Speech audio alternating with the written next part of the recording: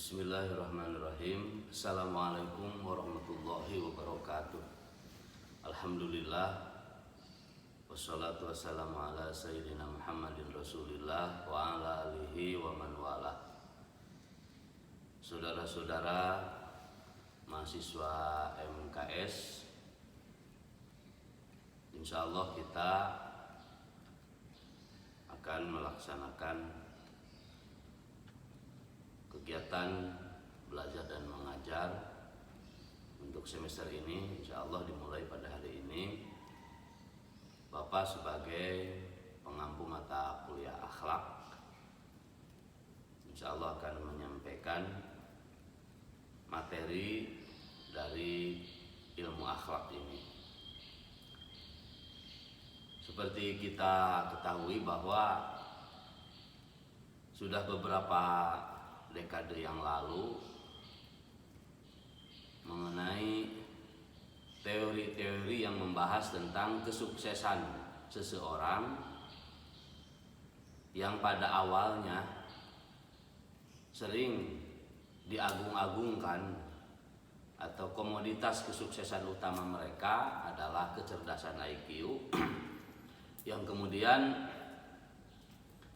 ada kecerdasan spiritual, kecerdasan emosional yang kemudian sekarang ada yang disebut, atau bahkan bukan sekarang tapi sudah agak lama disebut sebagai kecerdasan sosial. Kecerdasan intelektual, kecerdasan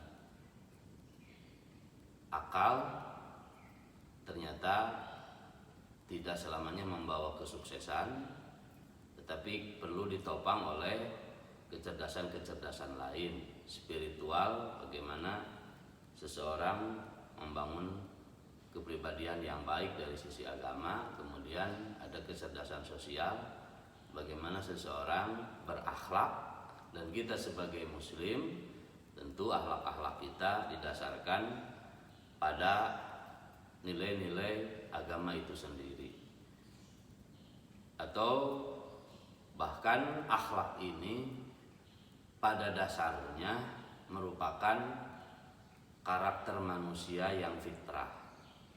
Sebab Islam sebelum datang pun akhlak-akhlak baik sudah ada, tetapi Islam melestarikannya, bahkan melengkapinya dengan akhlak-akhlak yang lebih baik melalui tauladan Nabi Muhammad SAW. Beliau menyatakan, innama bu'itsu liutammima makarimal akhlak. Sesungguhnya aku diutus hanya untuk menyempurnakan akhlak. Nah, hadisnya populer, innama bu'itsu liutammima makarimal akhlak. Saudara-saudara sekalian, kalau kecerdasan didasarkan pada IQ saja, tidak dilengkapi dengan kecerdasan sosial, dengan kecerdasan akhlak, maka kita akan gagal. Bahkan sekarang riset-riset mungkin menyimpulkan bahwa orang-orang yang sukses itu banyak didasarkan pada atau bergumul dalam kecerdasan sosial. Bagaimana membangun network, membangun jaringan sosial. Kalau Nabi dalam bahasa simpel dulu menyatakan, lakukanlah oleh kalian silaturahmi, karena dengan silaturahmi akan mempermudah rezeki, memperpanjang umur, menambah umur, dan kemudian segala urusan bisa mudah. Dan itu terbukti. Orang yang cerdas saja, cerdasnya sendirian dia, maka dia akan terkungkung dan tidak bisa sukses. Bahkan bisa jadi kalau hanya cerdas IQ saja, tidak disertai dengan kecerdasan sosial, bisa jadi dia akan hanya jadi pekerja-pekerja pojokan. Nah, oleh karena itu maka melalui mata kuliah akhlak ini mudah-mudahan kita bisa membangun kecerdasan emosional juga kecerdasan sosial. Baiklah, bagaimana dan di mana posisi akhlak di dalam Islam? Rasulullah SAW bersabda dalam sebuah hadis yang substansinya membagi rukun agama itu 3. Pertama, masalah iman. Yang kedua, Islam. Dan yang ketiga, ihsan.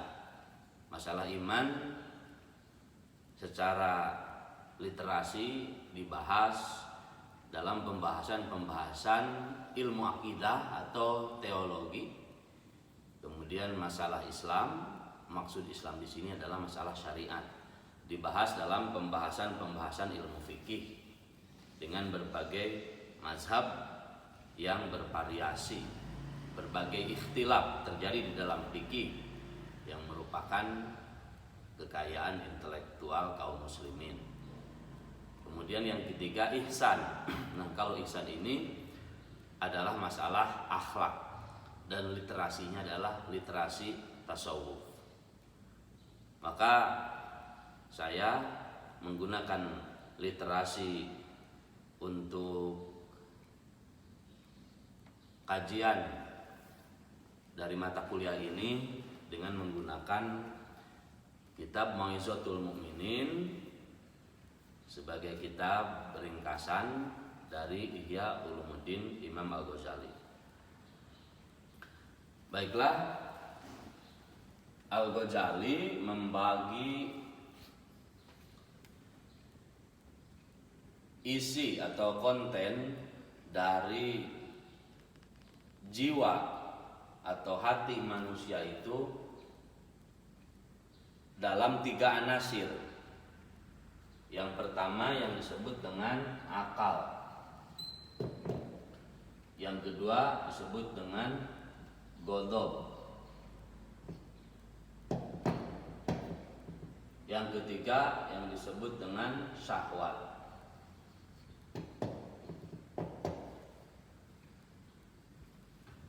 Dan ketiga unsur ini, anasir yang 3 ini menghuni qalbun atau hati, atau kata Al-Ghazali juga nafsun. Akal, ya akal sebagai fitrah manusia yang dimiliki, yang diberikan oleh Allah, membeda dari makhluk-makhluk lain. Hewan tidak punya akal, tapi manusia memiliki akal, alat untuk berpikir, menimbang mana yang baik dan mana yang buruk. Kemudian ghadab. Ghadab itu adalah daya emosi, daya marah. Kemudian yang ketiga adalah syahwat. Syahwat itu keinginan.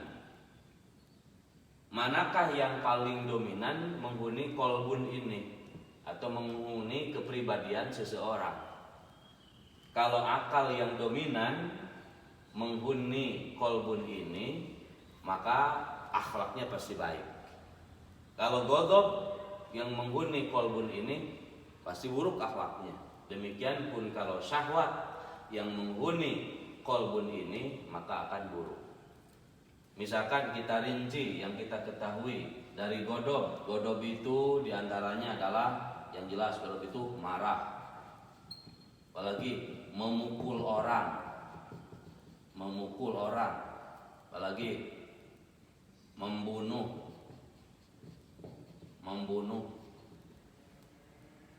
Kemudian apalagi curang, apalagi kasar. Kemudian apalagi kebut-kebutan,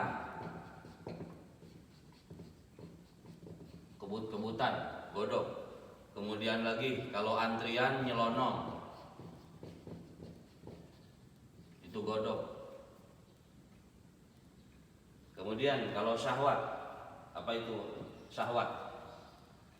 Hal-hal yang hedonistik, berupa keinginan-keinginan. Misalkan syahwat itu adalah makan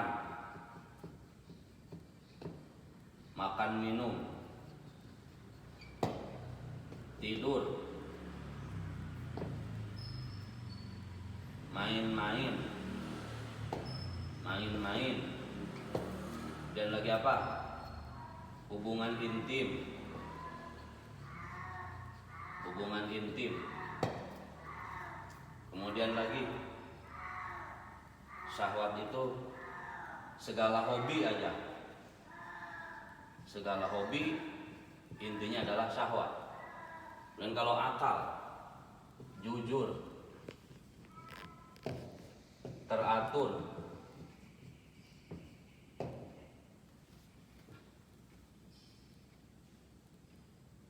berpikir,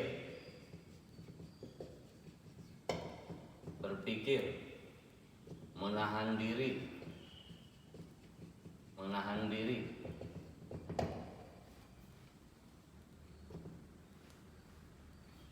pokoknya segala perbuatan-perbuatan yang baik itu akal. Nah, sekarang karena kita membahas ilmu akhlak, kita tambahkan lagi, misalkan di sini ada takabur,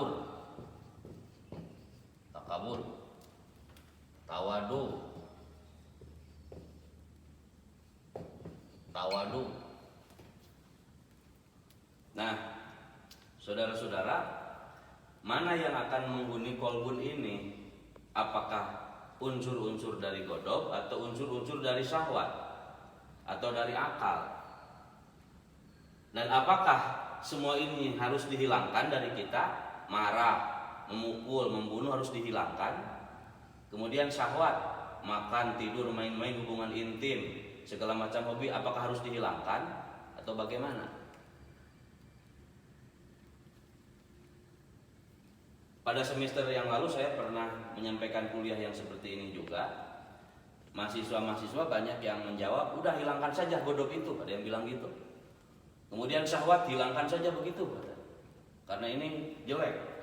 Orang bisa melakukan perzinahan, bisa melakukan pencurian, itu karena syahwat. Buang aja katanya. Udah akal saja yang ada di kolbu ini. Kalau akal saja yang ada di kolbu, yang menghuni ini dua unsur besar ini dihilangkan, maka kemanusiaan kita akan hilang dan kita tidak akan memiliki keturunan. Keturunan itu akan lahir karena ada hubungan intim.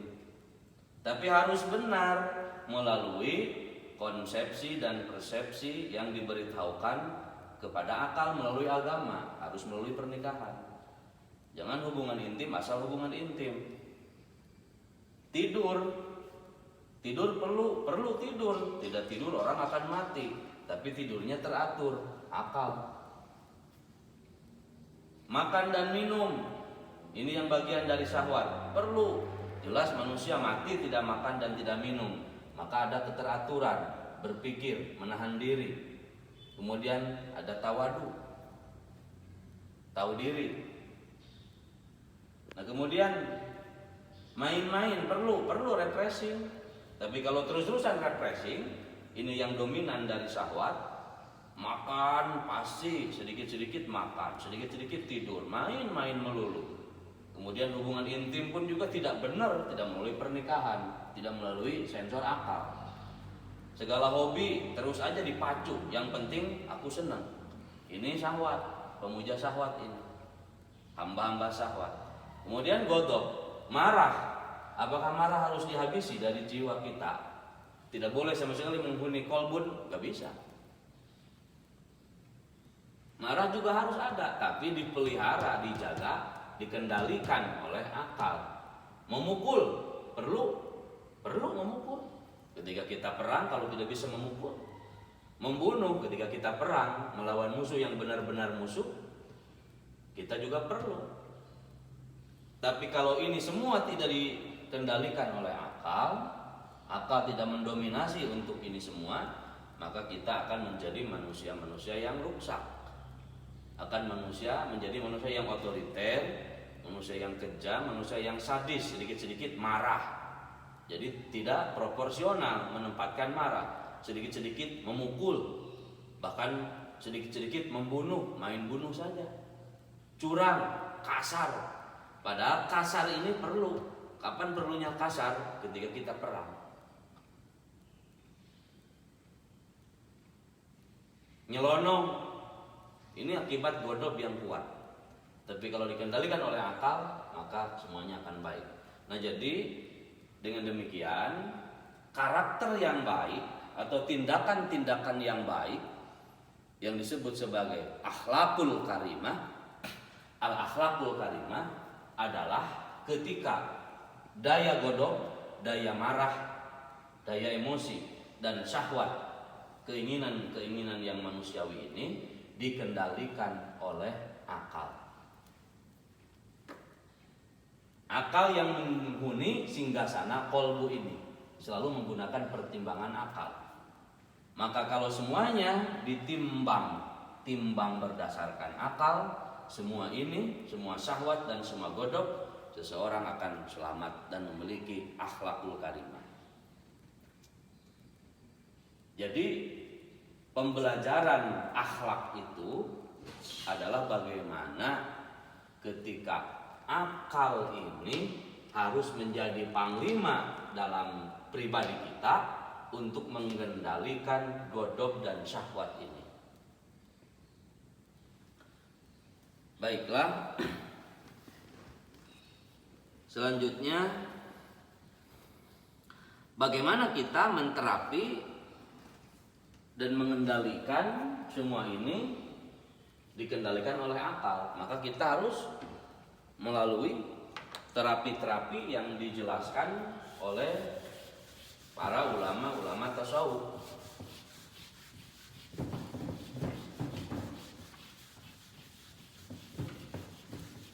Yang populer di dalam literasi tasawuf, misalkan Imam Ghazali atau Al-Hashimi di dalam Mu'jazatul Mu'mininnya menggunakan satu term yang disebut dengan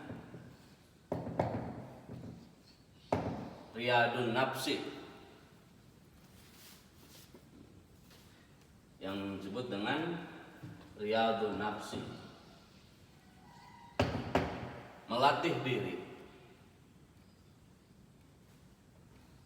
diri secara perlahan dari hal-hal yang buruk kita tinggalkan, kemudian kita tanamkan karakter-karakter yang baik melalui Riyadun Nafsi.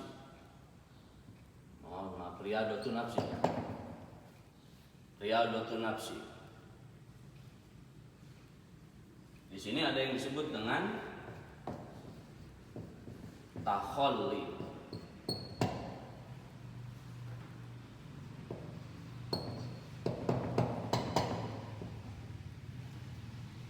Kemudian ada yang disebut dengan tahalli.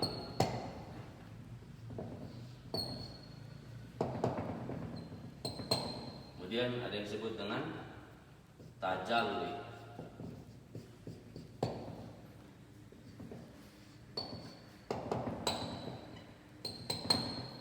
Apa itu takhalli? Takhalli itu adalah mengosongkan karakter-karakter yang buruk yang ada dalam diri kita. Hubud dunya, cinta sama dunia. Karakter buruk yang suka sombong, kita kosongkan. Pakai tahalli dengan kontraknya, yaitu tawadu. Yang suka sedikit-sedikit nyopet punya orang, kita tahalli, bersihkan, dengan kemudian melahirkan tahalli, sifat yang jujur.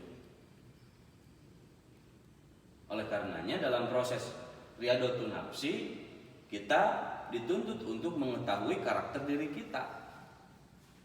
Tahu diri. Kalau sudah tahu diri, man arofa nafsa, udah tahu diri, kemudian setelah diri kita ketahui, maka kita buang akhlak-akhlak yang buruk melalui Riyadun Nafsi. Di samping kita berdoa kepada Allah agar dibuang rijsun, najis-najis dalam diri kita, diganti dengan nurun, dengan cahaya, yaitu tahalli, berakhlak yang baik, berhias diri dengan akhlak yang baik. Setelah takhalli, mengosongkan akhlak-akhlak buruk. Dalam proses ini ada yang disebut dengan Riyadun Nafsi. Kalau sudah mencapai tahalli, maka akan tajalli. Apa itu tajalli? Tajalli itu Allah dekat dengan kita. Allah bersemayam, tanda petik ya, Allah bersemayam di dalam hati kita. Maka kalau sudah mencapai tajalli ini, dikenallah seseorang sebagai insanun kamilun, atau manusia yang sempurna. Dan ini tujuan dari pembelajaran akhlak adalah tajalli. Bagaimana seorang muslim menanamkan nilai-nilai robbaniyah, mengokohkannya nilai-nilai robbaniyah di dalam dirinya.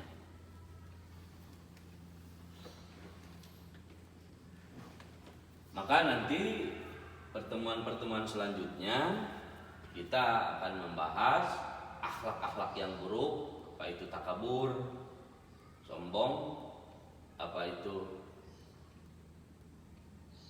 tulisan misalkan, bagaimana ruksaknya lidah, bagaimana penyakit-penyakit batin yang ada dalam diri kita.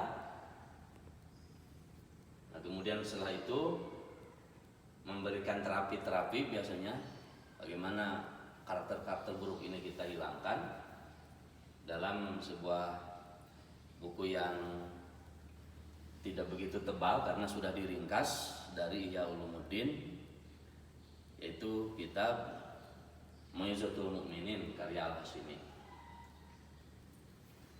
Nanti akan saya kirimkan sebagian catatan-catatannya mengenai apa yang saya sampaikan, insya Allah.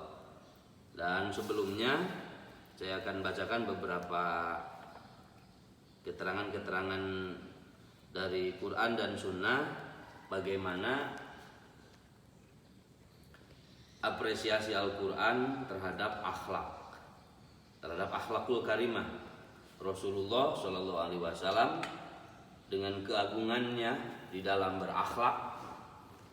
Beliau diapresiasi dalam surah Al-Qalam ayat 68, wa innaka, mohon maaf, surah Al-Qalam ayat keempat, wa innaka la'ala khuluqin azim, sesungguhnya engkau benar-benar ada di atas akhlak yang agung. Kemudian Siti Aisyah radhiyallahu anha, beliau mengatakan kana Rasulullah sallallahu alaihi wasallam khuluquhu al-Qur'an, bukan khuluquhu ya, khuluquhu al-Qur'an, karena ini khabar jumlah. Kana Rasulullah sallallahu alaihi wasallam khuluquhu al-Qur'an, adalah Rasulullah sallallahu alaihi wasallam akhlaknya itu Quran. Jadi Quran yang berjalan, yang benar-benar aplikatif adalah Rasulullah. Kemudian masih dari Siti Aisyah, ad-dinu husnul khuluq wa huwa an la taghdab. Ad-dinu husnul khuluq, agama itu adalah baiknya berperangi. Kemudian ditanya, ya Rasulullah, masyukmu, apa itu sial? Beliau menjawab, su'ul khuluq, buruknya beretika. Kemudian lagi Rasulullah bersabda, wa khaliqin nasa bi khuluqin hasanin, bergaulah, berakhlaklah dengan manusia-manusia lain bi khuluqin hasanin, dengan akhlak yang baik. An-nas itu umum, kita tidak sekedar dituntut untuk berakhlak baik terhadap orang dekat kita, terhadap kaum muslimin, tetapi kepada siapapun juga. Kemudian Rasulullah ditanya, inna fulanatan tasumu an-nahara wa taqumul lail, sesungguhnya ada seorang perempuan di siang hari ia gunakan untuk berpuasa, di malam hari ia senantiasa sholat malam. Wahya sayatul khuluq, tetapi akhlaknya butut.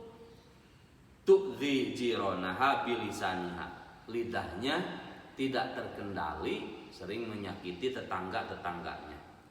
Bagaimana kata Nabi, la khaira fiha, tidak ada kebaikan di perempuan itu, hiya min ahlin nari, ia termasuk ahli neraka. Kemudian Nabi bersabda, innallaha istakhlasa hadadin li nafsihi, sesungguhnya Allah menjadikan agama ini sebagai spesial untuk dirinya, untuk Allah sendiri. Wala yasluhu lidinikum illa sakha'u, dan tidak pantas di dalam beragama ini illa sakha'u, kecuali memiliki sifat dermawan, wa husnul khuluqi, dan memiliki karakter yang indah. Ala fazayinu dinakum bihima, ingat, hiasilah oleh kalian agama ini dengan karakter yang dermawan dan akhlak yang baik. Kemudian masih ada, ya Rasulullah, ayyul mu'minina afdaluhum imanan, wahai Rasul, mukmin manakah yang paling utama keimanannya? Beliau bersabda, ahsanuhum khuluqan, adalah yang terbaik akhlaknya. Kemudian lagi, innakum lan tasa'u an-nasa bi amwalikum, sesungguhnya kalian tidak akan mampu memberikan berbagai fasilitas kepada manusia bi amwalikum, dengan harta-harta kalian. Kasih aja semuanya. Tidak akan membuat orang simpati kepada kita lahir batin kalau sekedar harta saja. Fasauhum bibastil wajhi, maka berleluasalah dengan manusia, kalian bisa memberikan puas kepada manusia, bibastil wajhi, dengan murah senyum, wa husnil khuluq, dan akhlak yang baik. Itu diantara keutamaan akhlak atau apresiasi tentang bagusnya memiliki karakter yang baik didasarkan pada Quran dan Sunnah. Itu saja untuk pertemuan perdana ini. Mudah-mudahan Allah memberikan bimbingan selalu kepada kita. Kemudian kita, saudara kita kaum muslimin, dianugerahkan oleh Allah akhlak-akhlak yang baik, dan di saat yang penuh dengan kewaspadaan ini yang melanda kita seluruh dunia, COVID-19, mudah-mudahan Allah segera menyirnakannya dari kita semua. Itu saja. Barakallahu li wa lakum, wallahul muwaffiq ila aqwamit thoriq. Wassalamualaikum warahmatullahi wabarakatuh.